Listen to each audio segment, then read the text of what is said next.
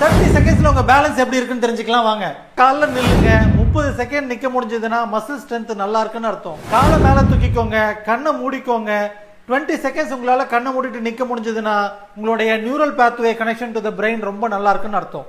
இது ரெண்டும் பண்ண முடியலன்னா இந்த எக்ஸசைஸை சேர்த்து பண்ணிக்கோங்க. பண்றது வரலன்னா எக்ஸசைஸ் தான் பண்ணி ஆகணும். வாங்க.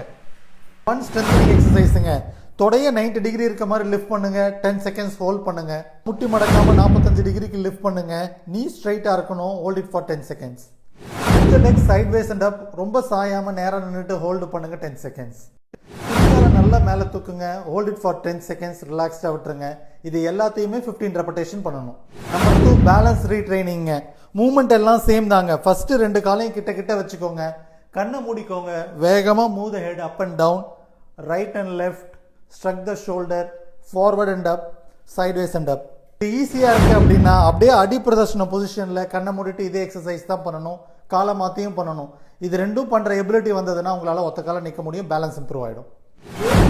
மசில் ஸ்ட்ரென்த்தும் பேலன்ஸும் தான் குவாலிட்டி ஆஃப் லைஃபையே டிசைட் பண்ணுது. அடிக்குவேட் ஸ்ட்ரென்த் அண்ட் பேலன்ஸோட இருங்க. ஹெல்தியாக டாக்டர் ராம் பிசியோ.